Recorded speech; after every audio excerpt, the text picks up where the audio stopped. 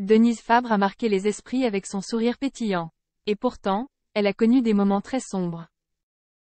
À tel point qu'elle a essayé de mettre fin à ses jours, comme elle l'a confié sur RTL. Denise Fabre a débuté sa carrière en étant speakerine sur la deuxième chaîne de l'ORTF.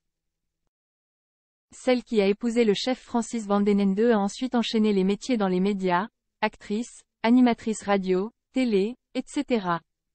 La mère de jumelles née en 1980 a même été candidate sur la liste UMP de Christian Estrosi en 2008 pour les élections municipales. À 81 ans, l'ancienne speakerine peut se targuer d'avoir une belle carrière à son actif et surtout, on n'oubliera pas ses savoureux fous rires en direct.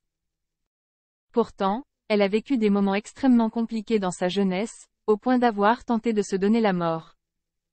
Denise Fabre, envoyée en maison de correction, j'avais honte. Denise Fabre a reçu une éducation très stricte durant son adolescence. À l'époque, quand vous refusiez la permission de minuit parce que vous arriviez à 1h ou 2h du matin, les familles vous disaient « Je vais t'envoyer en maison de correction », et puis un jour, ben voilà, je me suis retrouvée en maison de correction, a-t-elle raconté au micro de RTL ce 22 juin, en rigolant à moitié sur sa triste situation. À l'époque, Denise Fabre a très mal vécu le fait d'avoir été placée en maison de correction. J'avais honte, a-t-elle confirmé au micro de l'animateur.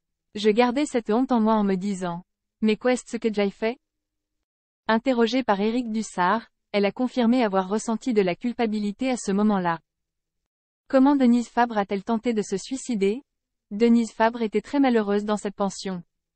Désespérée, elle a décidé d'en finir et a pris des médicaments. Alors qu'elle était en cours, au moment de rendre sa copie, elle s'est effondrée.